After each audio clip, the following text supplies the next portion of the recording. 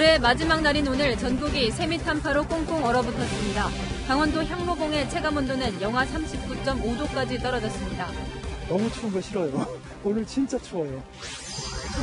서울 동부구치소가 창문 밖으로 손을 내밀고 구조 신호를 보냈던 수용자에 대해 징계를 논의하고 있습니다. 초기 방역에 실패한 교정당국이 징계에만 신경 쓴다는 비판이 나옵니다. 법무부 노조가 구치소 코로나 확산의 책임을 물어 추미애 장관을 고발했습니다. 이번 사태에 대해 추 장관 대신 이용구 법무부 차관이 사과한 것도 논란입니다. 새 대통령 비서실장에 유영민 전 과학기술정보통신부 장관이, 민정수석에는 신현수 전 국정원 기조실장이 임명됐습니다. 김상조 정책실장의 사표는 반려됐습니다.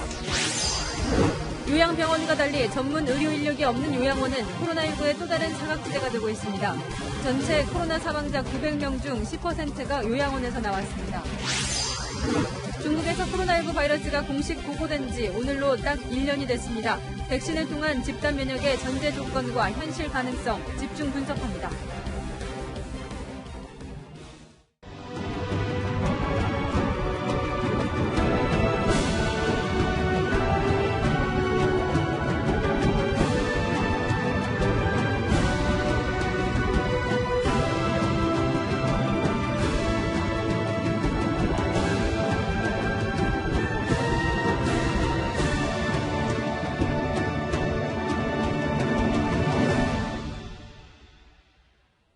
뉴스의 동정민입니다. 2020년 한 해도 이제 5시간 정도 남았습니다. 이 코로나19로 지친 한 해를 보냈는데 모질게도 마지막 날까지 최강 한파가 몰아닥쳤습니다. 강원 지역 체감 온도는 영하 40도 가까이 떨어졌고 전국 곳곳에는 폭설이 내리고 강풍까지 불었습니다. 예년 같으면 제야의 종소리를 들으러 사람들로 북적거릴 이 서울 보신각에 취재기자 나가 있습니다. 자, 홍일아 기자, 67년 만에 타종 행사도 취소되고 한파도 불어서 그런지 썰렁한 모습이네요.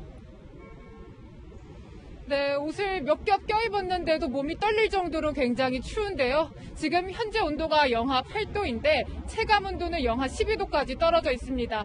이 코로나19 때문에 보신각 타종 행사가 취소되면서 이곳 분위기는 1년 전과 전혀 다릅니다. 타종 행사를 보기 위해 10만 명 넘게 모였던 지난해와 달리 오늘은 거리가 텅 비어 을씨년스럽기까지 합니다. 매서운 세미 한파가 몰아치면서 전국도 꽁꽁 얼어붙었습니다. 서울 최저기온은 영하 12.9도로 올겨울 들어 가장 추웠습니다. 한낮에도 종일 영하권 날씨가 이어지면서 시민들은 두꺼운 옷차림으로 발걸음을 재촉했습니다. 장갑을 끼웠는데도 너무 추워가지고 손끝이 시려서 장갑을 끼고 핫팩을 준비할 정도로 너무 춥고, 대관령은 영하 20.2도, 철원 영하 17.6도까지 떨어졌는데요. 여기에 초속 10m 안팎의 강한 바람이 더해지면서 강원도 인제와 고성에 있는 향로봉은 체감 기온이 영하 39.5도, 설악산은 영하 38도로 곤두박질 쳤습니다. 꽁꽁 얼어붙은 인공폭포엔 빙벽 등반을 하는 등반객들이 눈에 띄기도 했습니다. 얼음이 빨리 얼기 때문에 좋다고 늘 추운 날씨를 좋아하거든요. 너무 추워가지고 그랬던 마음을 살짝 접었어요. 너무 추운 거 싫어요. 내일 서울 아침 기온도 영하 8도로 강추위가 이어집니다. 오후에는 추위가 잠시 주춤하는 듯 싶지만 한동안은 평년보다 추운 날씨가 이어지겠습니다. 지금까지 서울 보신각에서 전해드렸습니다. 새로운 한 해가 다가오고 있지만 집단 감염이 이어지고 있는 구치소는 코로나 지옥을 벗어나지 못하고 있습니다. 서울구치소에서 또 사망자가 나왔고 동부구치소에선 100명 넘는 확진자가 추가됐습니다.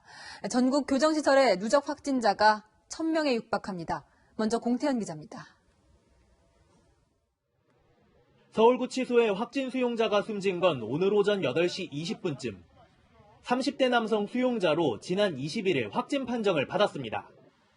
지난 27일 서울 동부구치소에서 확진된 굿모닝시티 분양사기 주범 윤창열 씨가 숨진 데 이어 교정시설에서 두 번째 사망자가 나온 겁니다.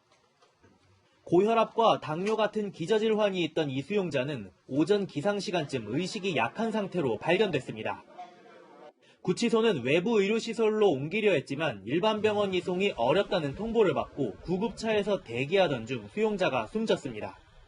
구치소 내에서 계속 격리 치료 중이셨고 오늘 아침 12월 31일 아침에 사망하신 것으로 관할 보건소에 신고가 되어 서울 동부구치소에서는 대규모 추가 확진자가 나왔습니다. 어제 동부구치소 직원과 수용자 1,700여 명이 4차 전수검사를 받은 결과 수용자 126명이 추가 확진됐습니다. 음성 판정을 받은 뒤 동부구치소에서 강원 북부교도소로 옮겨진 수용자 5명도 확진돼 동부구치소 관련 누적 확진자는 923명까지 늘었습니다. 다른 교정시설 확진자까지 더하면 교정시설 확진자는 964명입니다. 어제 진행한 동부구치소 4차 전수검사에서 확진 여부가 나오지 않은 수용자도 14명이나 있어 확진자는 더 늘어날 수 있습니다.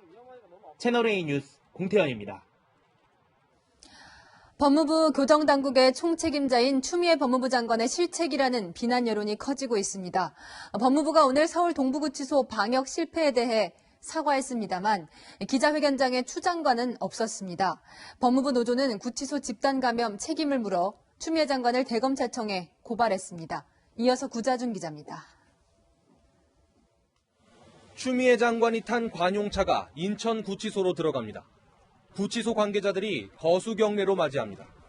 서울 동부구치소에서 코로나19 확진자가 급증하면서 추 장관은 어제 저녁 아파트형 교정시설에 대해 긴급 점검을 지시했습니다. 제 뒤로 보이는 건물이 인천구치소입니다. 이렇게 시내에 일반 빌딩이나 아파트처럼 들어서 있는데요. 12층짜리 건물 한 동에 직원과 수용자를 합쳐 2,400여 명이 생활하고 있습니다. 수원구치소도 마찬가지입니다. 9층짜리 건물 2개가 통로 하나를 공유하면서 환기가 어려운 구조입니다.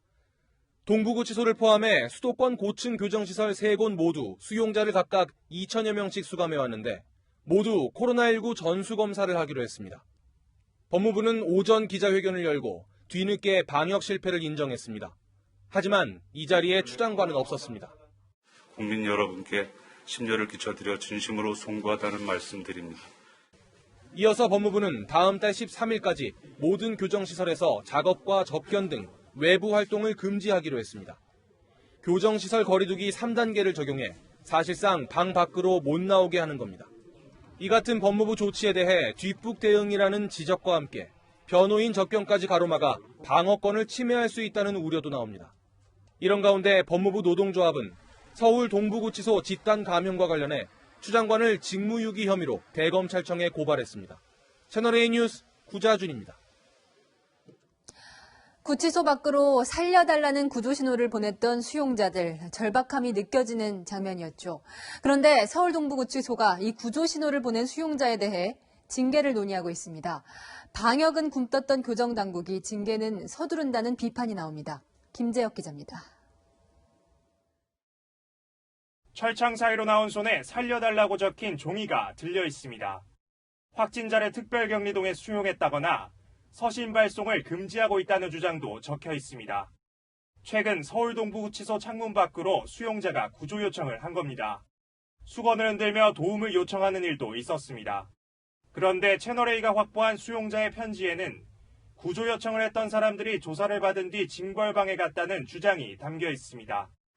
철창 안쪽에 설치된 방충망을 파손해 징계를 받게 됐다는 겁니다. 동부구치소 측은 시설물 파손을 조사하고 있지만 징벌방에 보낸 건 아니라고 해명했습니다. 조사가 끝나야 경고를 할지 징벌방에 보낼지 처분을 내릴 수 있다는 겁니다. 무슨 사람 안 무슨 사람 그냥 동조만 한 사람 그렇게 나와서 이제 그 규율 위반 정도가 무거우면 이제 처벌이 들어갈 거고. 법무부령에 따라 구치소는 수용자가 시설물을 훼손하는 등 규율을 어기면 징벌할 수 있습니다. 교정당국이 코로나19의 굼뜨게 대응해 초기 방역에 실패했으면서도 징계는 서둘러 논의한다는 비판이 나옵니다. 사회에 단절된 사람들이다 보니까 그런 불안감을 더 커질 거고 그래서 저는 그렇게 SOS 신호를 보낸다는 게 이해가 되거든요. 하지만 구치소 측은 집단 감염 사태 이전에도 시설물 훼손에 대해서는 즉각 조사해왔다고 설명했습니다. 채널A 뉴스 김지혁입니다. 국민의힘은 사망자까지 발생한 서울 동부구치소 집단 감염이 미필적 고의에 가까운 살인이라고 정부와 여당을 맹비난합니다. 재소자도 우리의 일부다. 문재인 대통령이 과거 썼던 칼럼 내용도 꺼냈습니다. 안보겸 기자가 보도합니다. 국민의힘은 서울 동부구치소 집단 감염 사태를 두고 정부를 강하게 질타했습니다. 명백한 초기 대응 실패이자 미필적고에 의한 살인에 가까운 행위였습니다. 밀접 접촉자 격리와 마스크 지급 등 초기 대응만 제대로 이뤄졌어도 확산을 막을 수 있었다는 겁니다. 수용자들이 창밖으로 쪽지를 흔들며 살려달라고 외치는 것을 두고는 매우 심각한 인권 침해라고 주장했습니다. 문재인 대통령이 입장을 직접 밝혀야 한다며 인권 변호사 시절인 지난 1991년 쓴 문 대통령의 칼럼을 꺼내들기도 했습니다. 문 대통령은 당시 칼럼에서 재소자는 별세계 사람이 아닌 우리의 일부라며 재소자를 인권의 사각지대에 방치하고선 민주화를 말할 수 없다고 강조했습니다. 재소자도 국민의 한 사람이라던 문 대통령은 인권 변호사 출신으로서 인권의 사각지대에서 벌어진 참사에 대해 철저한 진상조사를 명해야 합니다. 안철수 국민의당 대표는 정부가 지금이라도 구치소, 요양병원 등 집단시설 종사자와 입소자에 대해 전수조사를 하고 선제적인 발견과 격리, 치료를 해야 한다고 주장했습니다. 채널A 뉴스 안보겸입니다. 문재인 대통령은 노무현 전 대통령의 마지막 비서실장이었죠. 이 새해 직전 문 대통령이 노영민 실장의 후임으로 사실상 마지막 비서실장을 임명했습니다. 대통령의 복심인 양정철 전 민주연구원장, 이호철 전 민정수석 등이 거론돼 왔지만 이 대통령의 선택은 전문 경영인 출신 유영민 전 과학기술정보통신부 장관이었습니다. 민정수석은 첫 검찰 출신이 임명됐습니다. 김윤수 기자입니다. 노영민 대통령 비서실장 후임으로 유영민 전 과학기술정보통신부 장관이 임명됐습니다. 여러 가지 의견들을 부지런히 듣고 또 대통령께 부지런하게 전달을 해서 대통령을 잘 보좌하도록 하겠습니다. 부산 출신인 유신임 비서실장은 LGCNS 부사장을 지낸 전문 경영인 출신입니다. 2016년 20대 총선을 앞두고 문재인 인재영입 11호로 민주당에 입당했고 문재인 정부 초대 과기부 장관을 지냈습니다. 추미애 윤석열 갈등 등으로 4개월 만에 불명예 퇴진을 한 김종호 대통령 민정수석 후임에는 신현수 전 국가정보원 기조실장이 발탁됐습니다. 여러 가지로 부족하지만 할 수 있는 데까지 최선을 다해서 열심히 하도록 하겠습니다. 문재인 정부 첫 검찰 출신 민정수석으로 노무현 대통령 재임 시절 대통령 사정비서관으로 활동하며 민정수석이었던 문 대통령과 호흡을 맞췄습니다. 2017년 대선에서는 문 대통령 선거 캠프 법률지원단장을 맡았습니다. 지난 8월 2주택 논란으로 한 차례 사의를 표명했던 노영민 비서실장은 2년의 청와대 생활을 마감했습니다. 비서실장으로서 제대로 보필하지 못한 책임도 매우 크다는 것 때문에 죄송스럽습니다. 어제 노 실장과 함께 사의를 표명했던 김상조 정책실장은 유임됐습니다. 문 대통령은 3차 재난지원금 지급, 코로나19 방역 등 현안이 많아 정책실장을 교체할 때가 아니다라며 사의를 반려했습니다. 유 실장과 신수석 임기는 오늘 밤 자정부터 시작됩니다. 채널A 뉴스 김윤수입니다. 김진욱 초대 공수처장 후보자와 박범계 법무부 장관 후보자가 오늘 첫 출근을 했습니다. 인사청문회를 준비하기 위해서인데요. 이 김 후보자 최대 약점으로 수사 경험 부족이 꼽힙니다. 이 거물급의 고위공직자들을 잘 수사할 수 있겠냐는 우려가 나오면서 벌써부터 수사 실무를 진두지휘할 실세 차장 인선에 관심이 쏠리고 있습니다. 최주영 기자입니다. 김진욱 공수처장 후보자가 문재인 대통령 지명 하루 만에 인사청문회 준비에 들어갔습니다. 공수처가 가지는 권한, 국민으로부터 받은 권한인데요. 국민께 어떻게 되돌려드릴 수 있을까? 앞으로 심사숙고하겠습니다. 법조계에서는 수사 경험이 부족한 점을 최대 약점으로 꼽습니다. 1995년 판사로 임관한 이후 1999년 조폐공사 파업 유도 사건 특별검사팀에 수사관으로 참여한 게 전부입니다. 이 때문에 수사 경험 부족이 인사청문회의 최대 쟁점이 될 거란 관측과 함께 공수처 2인자인 차장이 수사 실무를 주도할 거란 전망이 나옵니다. 공수처는 차관급인 공수처장과 검사 23명 사이에 서열 2위인 차장으로 구성됩니다. 처장이 10년 이상 법조계에 종사한 사람 가운데 차장을 제청하면 대통령이 임명합니다. 차장은 유사시 처장 직무를 대행하고 공수처 검사 인사도 맡습니다. 일반 공수처 검사처럼 수사권을 갖고 징계위원장도 겸합니다. 기무부자가 수사 실무를 잘하는 검사 출신 차장을 배치할 거라는 관측도 나옵니다. 처장 혼자서 운영하는 기관이 아닙니다. 아시다시피 공수처법에 의해서 차장, 그다음에 수사처 검사, 수사관, 또 다른 이제 직원분들도 계시고. 차장 후보도 이미 구상해뒀다고 밝혔습니다. 공수처 차장 등에 대해서 좀 친정부 인사로 구성할 거다 이런 말도 있는데 혹시 염두에 두신 분이나? 예, 뭐 있습니다만. 공수처 준비단은 인사청문회를 마무리한 뒤 차장과 수사검사 임명에 들어갈 예정입니다. 채널A 뉴스 최주현입니다. 박범계 법무부 장관 후보자의 첫 출근 일성에도 관심이 쏠렸습니다. 윤석열 검찰총장과 요란한 파열음을 내며 목소리를 내온 전임 조국 추미애 장관과 비교될 수밖에 없기 때문이죠. 이 박 후보자의 시작은 어떤 모습이었는지 이현수 기자가 보도합니다. 인사청문회 준비단 사무실로 첫 출근한 박범계 법무부 장관 후보자는 기자들의 질문에 말을 아꼈습니다. 윤석열 검찰총장과 관계를 좀 어떻게 설정하실 건지 이런 부분. 인사청문을 준비하고 청문회장에서 말씀드리도록 하겠습니다. 박 후보자는 채널A와의 통화에서 최대한 조용한 청문회로 준비 중이라며 청문회 전 기자회견이나 간담회 등 공개적인 자리는 없을 것이라고 밝혔습니다. 전임 장관들이 인사청문회가 열리기 전부터 이런저런 말을 했다가 논란이 됐던 것을 의식한 듯합니다. 서해 맹산의 정신으로 공정한 법질서 확립, 검찰개혁, 법무부 혁신 등의 소명을 완수하겠습니다. 단순한 인사였고요. 서로 모르는 사이이기 때문에 기관간의 관계인 것이지 더 이상 개인 간의 관계는 신경 쓰지 않아도 될 것 같습니다. 국민의힘은 공세에 나섰습니다. 재판을 받는 사람이 법무부 장관이 되는 건 부적절하다는 겁니다.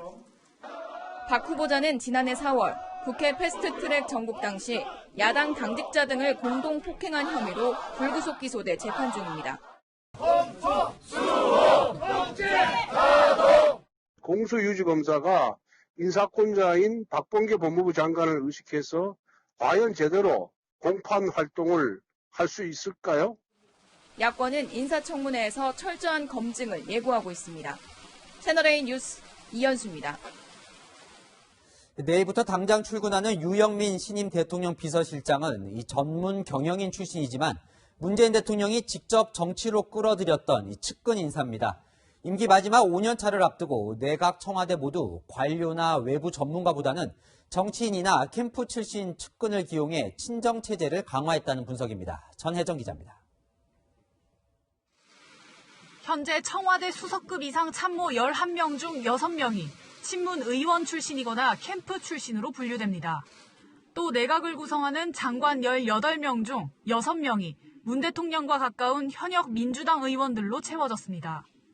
비슷한 시기 박근혜, 이명박 정부 때보다 측근 인사 비율이 높습니다. 측근 인사 발탁이 써본 사람이나 마음에 빚을 진 사람을 선택하는 대통령의 인사 스타일과 무관하지 않다는 분석도 있습니다.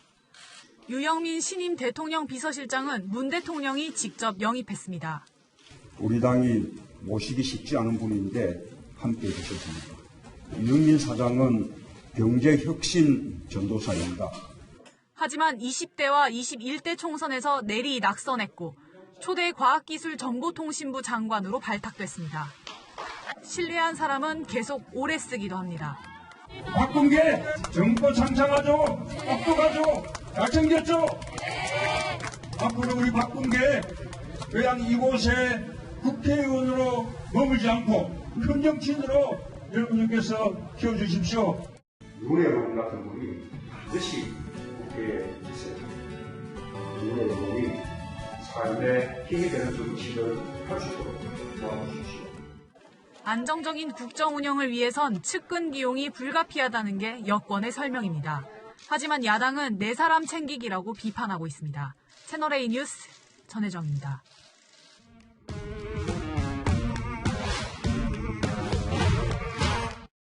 여랑야랑 정치부 이동은 기자와 함께합니다. 첫 번째 주제 보여주시죠. 네.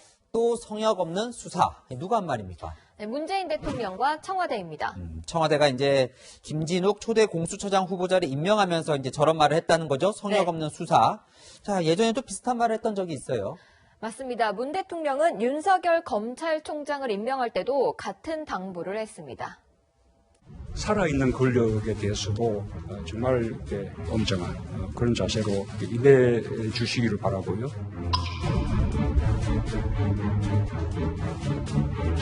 장관의 말을 경허히 들으면 좋게 지나갈 일을 세상 지휘랍시고 이래지고 일을 더 꼬이게 만들었어요.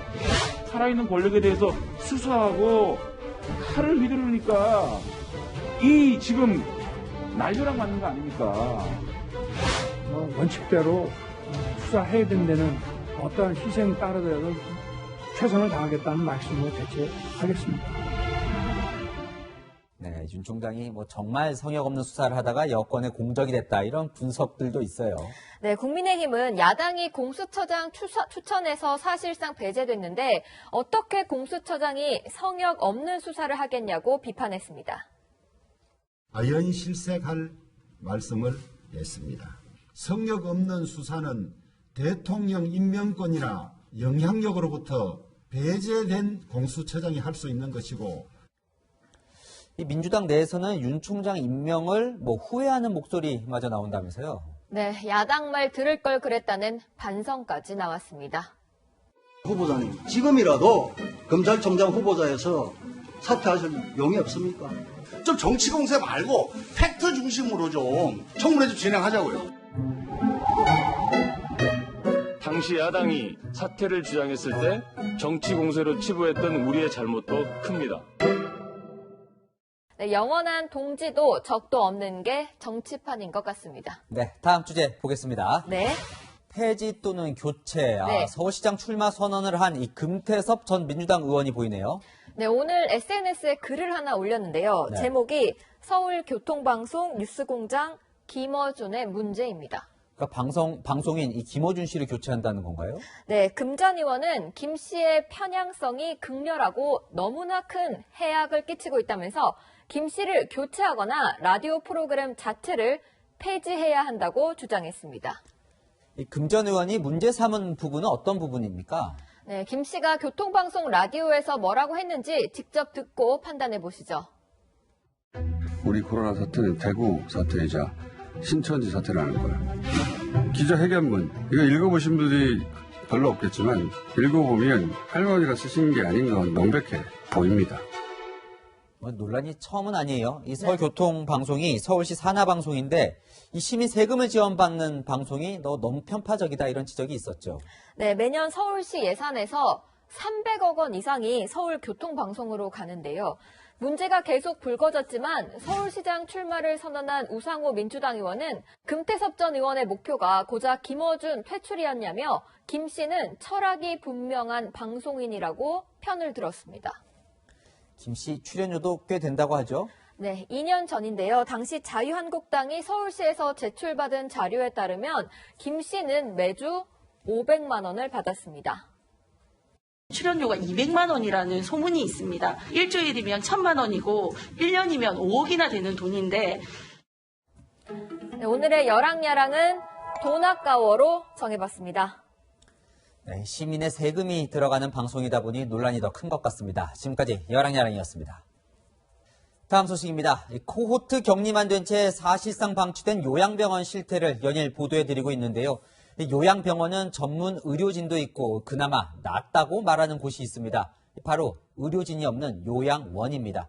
요양원에서 100명에 가까운 코로나 사망자가 속출하고 있습니다. 그 실태 남영주 기자가 취재했습니다. 한켠에 출입 통제선이 쳐져 있고 의료 폐기물 박스가 어지럽게 흩어져 있습니다. 지난 9일 직원이 코로나19에 확진된 이후 35명이 무더기로 감염된 요양원입니다. 요양원 환자들은 대부분 밀착 간호가 필수이기 때문에 감염에 취약할 수밖에 없습니다. 요양원은 감염이 오히려 더 고동도 안 되시고 그런 분들이 가잖아요. 저 옆에서 다 붙어가지고 다 해드리고 뭐 이런 상황이니까. 일손이 부족해 주변 청소는 엄두를 내지 못하고 이러다 보니 감염 위험은 더 커집니다. 수행하는 사람들이 다 어르신들이 아니고 소독이나 방역 개념 없으신 분들이 있잖아요. 자기 여행 같은 경우에는 움직이면 닿는 거리 있어가지고 다 그 거리 두고 2m, 1m 떨어져 있어야 된다 그러잖아요. 근데 그런 것도 잘 안 되고 있어서 좀 많이 위험할 것 같기는 해요. 요양병원과 달리 요양원에는 전문 의료 인력이 없습니다. 또 병원이 아니어서 의료 행위도 할 수 없습니다. 아예 의료 시설이 안 돼 있는 곳이니까 의료진이 와도 뭐가 있어야지 뭘 할 거 아니에요. 무조건 코호트 격리가 답은 아닌 것 같아요. 요양원 같은 곳에서는 부산은 못 넣거든요. 다 금지가 돼 있어가지고. 오늘 0시 기준 코로나19 누적 사망자는 900명. 이 가운데 요양병원은 223명, 요양원에선 93명이 나왔습니다. 요양병원 관계자들은 아직 감염되지 않은 환자들이라도 받아줄 시설이 절실하다고 말합니다. 감염병 전담 요양병원은 애초에 임대응변이고 음성 환자를 받는 14일 격리 요양병원 지정하는 게 사실은 더 현실적이에요. 지방자치단체들은 요양원 환자를 받아줄 전담병원을 찾기 어렵다며 환자 분산을 위해 타 지역에 있는 병원으로 원거리 이송을 하고 있을 뿐 뾰족한 대책을 마련하지 못하고 있습니다. 채널A 뉴스 남영주입니다. 오늘은 중국 우한에서 원인을 모르는 폐렴 환자가 발생했다고 세계보건기구에 보고된 지 딱 1년 되는 날입니다. 그 1년 동안 전 세계 코로나 확진자는 8천만 명을 넘었습니다. 일상생활로 복귀하기 위한 거의 유일한 방법, 이 집단 면역인데요. 국민 60% 이상이 백신을 접종해야 가능합니다. 정부가 목표로 한 내년 9월에는 가능할지 이현수 기자 보도 보시고 더 상세히 짚어보겠습니다. 600만 명분의 백신을 확보한 정부는 집단 면역 완성 시기를 내년 9월까지로 잡았습니다. 현재는 5,600만 명분 정도의 물량을 확정한 상황이기 때문에 추가적인 물량에 대해서는 아직은 검토하고 있지는 않고 집단 면역을 형성하려면 전체 인구의 60-70%인 3천만 명 이상이 백신을 접종해야 합니다. 하지만 백신 도입부터 유통까지 불확실성이 많아 난관이 예상됩니다. 일반적인 백신 항체 지속 기간은 6개월 안팎. 2월에 접종을 시작할 경우 6월까지는 적어도 3천만 명분 이상이 차질 없이 들어와야 집단 면역 형성이 가능합니다. 하지만 얀센은 3상 임상시험 중이고 국제기구 코백스를 통한 백신 도입도 변수가 많은 상황입니다. 한 달 반에서 2달 사이에 3천만 명 이상 집단 접종이 이루어져야 소위 말하는 집단 면역의 가능성이 높아지는 겁니다. 2월 달에 맞은 사람의 항체가 12월까지 가기는 어렵거든요. 방역당국은 3분기부터 물량이 많이 공급된다며 그때까지 최대한 접종을 늘리겠다고 밝혔습니다. 채널A 뉴스 이현수입니다. 경제정책산업부 김단비 기자와 내년에는 일상으로 돌아갈 수 있을지 살펴보겠습니다. 네. 이 집단 면역, 이게 되어야 한다는 거죠? 네, 이 집단 면역은 서로가 일종의 방어벽이 돼주는 겁니다. 예를 들어 회사 내 누군가가 코로나에 감염됐더라도 주변 사람들이 바이러스에 대항할 면역력을 갖추고 있으면 이게 방어막을 형성해 확산을 막을 수 있습니다. 바이러스는 사람을 타고 옮겨 다니는데 면역력을 갖춘 사람들이 바이러스의 이동을 차단하는 겁니다. 그러니까 이 집단 면역을 정부는 이제 내년 9월이면 형성할 수 있다고 하는 건데 네. 뭐 내년 9월도 멀긴 하지만 그럼 그 이후에는 마스크도 벗을 수 있는 겁니까? 정부 계획대로라면 실외에선 어느 정도 마스크를 벗을 수는 있겠지만 단 조건이 있습니다. 적어도 7월 안으로 국민의 60에서 70%에 해당하는 3천만 명 물량이 국내에 들어와서 8월 안으로 접종이 마무리돼야 합니다. 집단 면역의 효과는 전파력을 낮추고 치명률을 떨어뜨린다는 겁니다. 독감 백신의 경우 매년 10월에서 11월 2달간 집중적으로 접종을 실시하고 있는데요. 미리 접종하지 말라고 당부하기도 합니다. 보통 백신의 효과가 6개월 정도 유지되기 때문입니다. 가령 9월에 너무 빨리 접종해버리면 이듬해 봄까지 유행하는 독감에 대응할 수 있는 항체가 몸 안에 남아있지 않기 때문입니다. 내년 2월부터 아스트라제네카 백신의 접종이 시작하게 되는데 통상 백신의 효과가 6개월이란 점을 감안하면 1분기 접종한 사람들을 9월에 또 접종해야 하는지도 고민해봐야 합니다. 접종 계획을 잘 세워야겠군요. 네. 자, 그럼 이 노영민 대통령 비서실장이 국회에 나와서 이런 말 한 적이 있어요. 이 집단 면역을 외국보다 빠르게 하겠다. 이건 네. 어떻게 가능하겠습니까? 아직은 불투명합니다. 정부가 제약회사와 계약을 맺을 때 도입 시기는 대략 명시하고 있지만 구체적으로 월에 얼마나 들어오는지는 아직 언급이 없었습니다. 물량이 한꺼번에 들어오지 않는다면 접종의 공백이 길어져 집단 면역 형성이 어려울 수 있습니다. 정은경 질병청장은 아직은 코로나 면역의 효과를 장담할 수 없다. 얼마나 유지되는지는 더 조사해 봐야 한다. 이렇게 말하기로 했는데요. 2월에 아스트라제네카 백신을 접종한 사람들이 3분기까지 면역이 유지될지 알 수 없다는 의미입니다.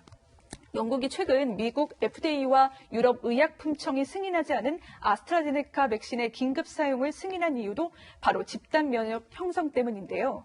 화이자 접종만으로는 상반기 안으로 집단 면역을 끌어올릴 수 없기 때문에 아스트라제네카 백신을 서둘러 접종하고 나선 겁니다. 그래요. 이 영국뿐 아니라 이제 전 세계가 집단 면역 형성을 위해 지금 노력 중인데 네. 상황은 어떻습니까? 접종이 가장 빠르다고 하는 이스라엘의 경우 접종 인구가 국민 전체의 10% 수준밖에 안 됩니다. 미국의 경우도 백신의 불신 여론까지 더해져서요. 접종 인구가 전체 인구의 0.7% 수준입니다. 그렇다 보니 이 접종률을 끌어올리기 위해서 코스트코나 월마트 내 약국같이 접근이 쉬운 곳에서 접종하는 방안까지 나오고 있습니다.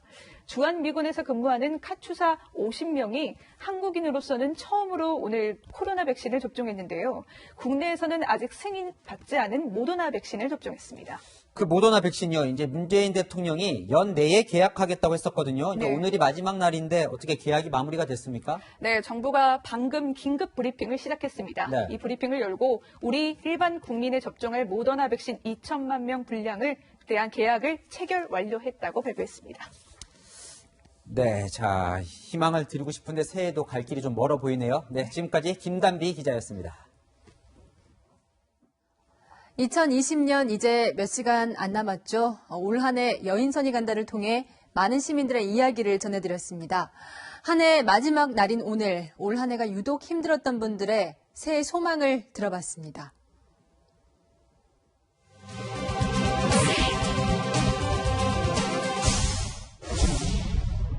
추석 대목 직전 큰 불이 났던 서울 청량리 청가물시장. 지금 아직 복구하고 있나 봐요? 아직 안 됐어요. 위에 뚜껑만 더. 반쯤에서 반쯤. 그때는 구청장이라든가 어제 민주당 대표들 와서 금방 해줄 것 같이 이래도 말로만 그랬어요. 곧 다가올 구정 대목에라도 장사가 잘 되길 바랍니다. 다른 애 같으면 냈으면 좋겠어요. 저도 말고 저희도 말고. 더운 여름 찾아갔던 선별진료소. 이제는 북극 추위와 싸우고 있습니다. 요즘에 반대로 너무 추워서 그래서 걱정이에요. 백신이 빨리 왔으면 좋겠어요. 접종을 다 하셔서 코로나 확산에 많이 줄게끔 했으면 좋겠어요. 폐업이 잇따랐던 자영업자들. 3단계 거리두기로 가면 거의 계엄령이다 이렇게 봐야 돼요. 강화된 거리두기만큼 고통도 한층 심해졌습니다. 문을 완전히 닫았어요. 소망이라고 할 거 없이 빨리 집합금지 명령 빨리 처리되세요. 근데 지금은 너무 힘드네요. 코로나는 어린이들의 일상까지 바꿨죠. 마스크 써볼까요? 마스크 싫어요. 마스크를 벗고 밝은 웃음을 나누며 자연에서 뛰어놀 수 있기를 간절히 기도합니다. 1년 내내 집안에 갇혀 있어야 했던 학생들의 소망은 무엇일까? 내년엔 친구들이랑 마스크 벗고 신나게 축구하고 싶어요. 코로나 수능을 쳤던 제대로서 정말 올해는 내 19년 인생 살면서 가장 힘들었던 연도인 것 같고 내년 생일은 친구들이랑 술집 가서 신나게 놀고 싶어요. 부동산 시장은 혼란 그 자체였습니다. 사장님 댁 가게에는 지금 전세 매물이 없어요. 아예 없어요. 1주택자 취급해서 대출도 못 받게 하면 그런 사람들 그럼 어떻게 집을 갈아탑니까? 그 사람들이 투기꾼입니까? 내년에는 좀 올해와 다른 주택 정책을 좀 펴서 집값이 안정되는 그런 2021년 됐으면 좋겠어요. 역대 가장 길었던 장마도 너무 큰 상처였습니다. 이 주방벽이 다 쓰러지는 얘기하고 뭐고. 새해 소망이야 뭐 다 있나. 건강하고 편안하게 잘 살면 되지 뭐. 절벽 끝까지 몰려버렸던 사람들. 남편이 남긴 돈이에요. 그 대신 전 집도 없어요. 그 돈, 그거 전부인데. 저희 같은 뭐 선량한 피해자들 안 나오게끔 다시는 그런 좋은 사례가 됐으면 좋겠네요. 빨리 이거 원금 좀 받았으면 좋겠어요. 코로나로 문을 닫아야 했던 무료급식소도 다시 가봤습니다. 집합 제한에 긴 줄은 사라졌고 대신 발로 뛰며 도시락을 나눠줍니다. 직접 이렇게 돌아다니면서 나눠주시면 더 힘들진 않으세요? 그런데 그게 힘들어도 감염병 예방에 도움이 되니까 좋습니다. 맛있게 드세요. 네, 소원 좀 말씀해 주세요. 이런 급식소가 더 이상 필요 없는 그런 사회가 됐으면 좋겠습니다. 취재진이 다시 만난 우리 이웃들의 새해 소망은 소박했습니다. 모든 사람들이 빨리 제자리를 찾았으면 좋겠어요. 여인선이 간다 였습니다. 올 한 해 주식시장도 다사다난했죠. 코로나 공포가 시작됐던 올해 3월 1,400대 초반까지 추락했던 코스피가 올해 마지막 거래일인 어제 사상 최고치를 기록했습니다. 내년에는 이른바 3,000피, 코스피 3,000시대가 열린다는 전망이 나옵니다. 조현선 기자입니다. 지난 9월 30대 직장인 A씨는 큰 마음 먹고 주식 투자를 시작했습니다. 혹시나 돈을 잃을까 고민했지만 낮은 금리의 적금보단 주식이 낫겠다 싶었습니다. 3개월 만에 그가 거둔 수익률은 무려 20%. 금리가 너무 낮은 감이 있어서 비교를 했을 때도 예금했을 때와 주식에 투자했을 때 수익이 훨씬 크죠. 가용할 수 있는 금액으로 투자를 조금씩 늘려갈 예정이고요. 올 한 해 주식시장은 A씨와 같은 개인 투자자가 이끌었다 해도 과언이 아닙니다. 외국인과 기관이 팔며 가격이 떨어질 때마다 개인들은 저점 매수하며 주가를 끌어올렸습니다. 덕분에 코스피는 어제 사상 최고치인 2,873.47로 한 해를 마쳤습니다. 내년에는 코스피 3,000시대가 열린다는 낙관론에 무게가 실립니다. 코스피 3,000선 정도는 충분히 넘어갈 수 있다고 1분기 정도까지는 현재의 상승세가 유지될 수 있다고 바라보고 있고요. 금리가 올라가는 시점이 쉬어가는 구간이 될 텐데 3월에서 5월 정도. 반면 코로나19로 인한 변동성을 조심하라고 조언합니다. 싸지 않기 때문에 자그마한 악재에도 쉽게 흔들릴 가능성이 높고요. 큰 폭으로 올랐던 올해와는 달리 변동성이 굉장히 높은 시장이 펼쳐질 가능성이. 전문가들은 백신 보급 전 코로나 확진자 급증, 금리 상승, 기업의 신용 등급 하향을 위험 요소로 꼽았습니다. 채널A 뉴스 조현선입니다.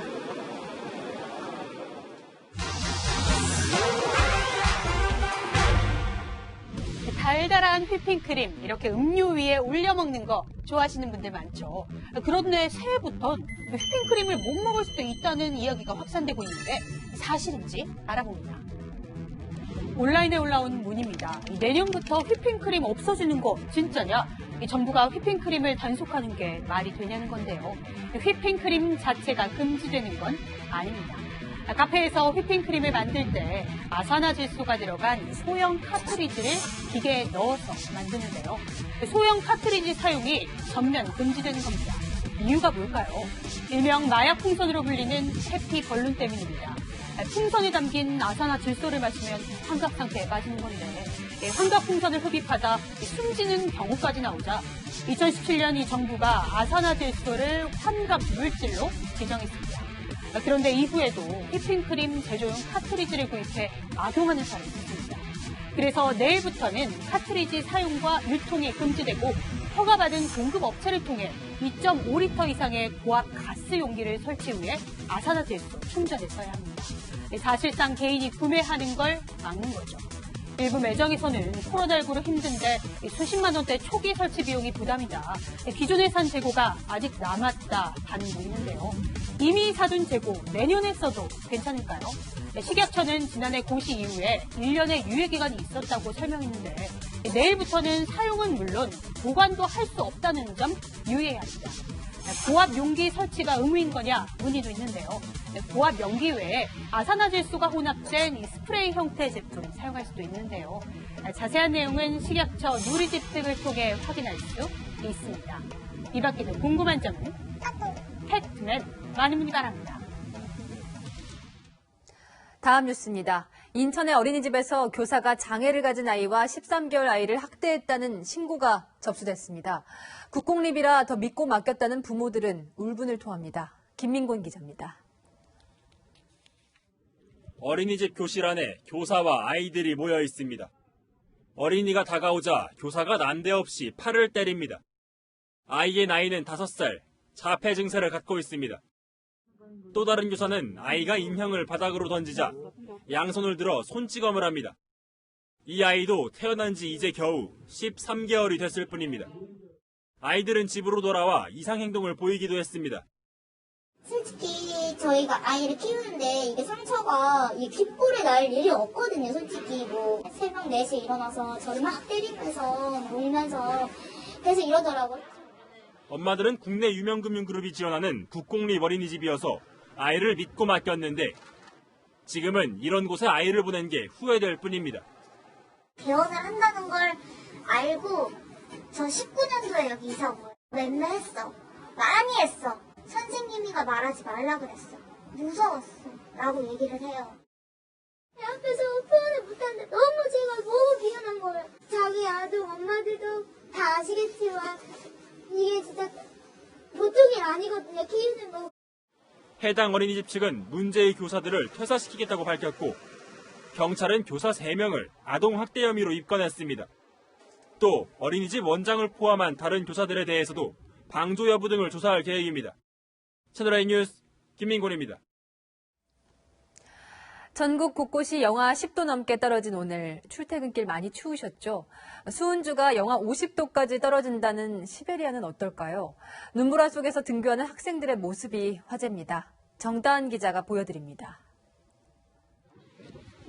발걸음을 옮기기조차 힘들 정도로 세찬 눈보라가 몰아칩니다. 손을 잡고 서로에게 의지해 걸어가는 어린이들이 향하는 곳은 학교입니다. 세계에서 가장 추운 마을로 알려진 시베리아 오이мя콘 지역의 등교길 모습입니다. 영하 52도 아래로 떨어져야 휴교하기 때문에 그보다 기온이 조금이라도 높으면 이처럼 거센 눈보라를 뚫고 등교해야 하는 겁니다. 러시아 동부 지역에선 야외에 걸어둔 빨래가 순식간에 얼음장으로 변하고 꽁꽁 얼어붙은 차량은 담요를 덮고 온풍기를 틀어 녹여야 합니다. Естественно, надо положить туда сменную теплую одежду, естественно, надо и запас продуктов. Я уже молчу про средства связи. 미국 캘리포니아 남부의 고속도로도 눈에 덮였습니다. 갑자기 쏟아진 눈에 파묻힌 차량은 어른 4명이 밀어도 꿈쩍하지 않습니다. Someone hit us already, so we're like really stuck and we don't know what's gonna happen next. 지난 25일엔 이란 북부에 쏟아진 폭설로 눈사태에 휩싸인 등산객 10여 명이 목숨을 잃었습니다. 채널A 뉴스 정다은입니다. 올 한 해 전 세계를 덮친 키워드를 꼽자면 단연 코로나19 팬데믹이 아닐까요? 이 밖에 전 세계에 어떤 중요한 일이 있었는지 7대 뉴스를 꼽아봤습니다. 영상으로 확인하시죠.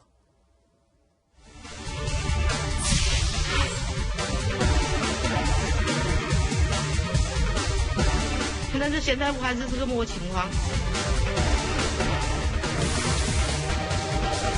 Maybe up to 70% more transmissible.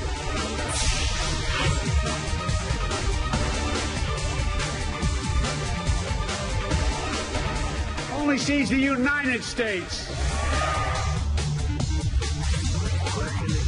From big media, big money, and big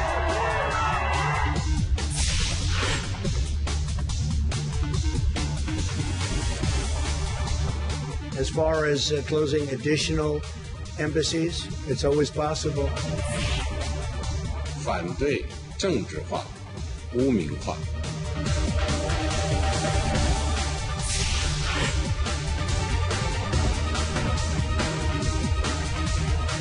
呢個獨裁咧，因為呢個政權咧唔係代表我哋。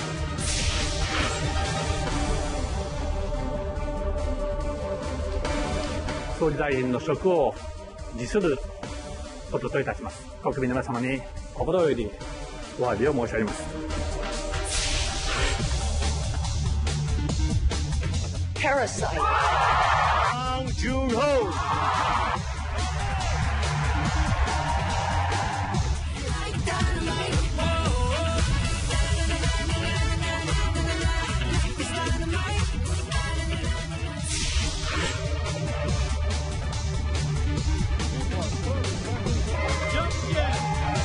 Recapping incomplete.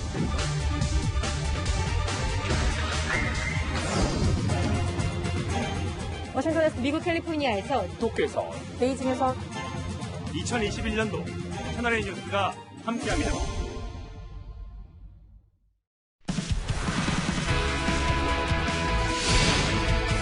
안녕하세요. 스포츠 뉴스입니다. 프로 스포츠에서 외국인 선수를 어떻게 쓰느냐에 따라 팀 성적이 좌우되는데요.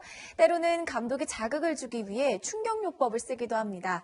어제 배구 코트에서는 이런 상황이 그대로 카메라에 잡혔습니다. 염정원 기자입니다.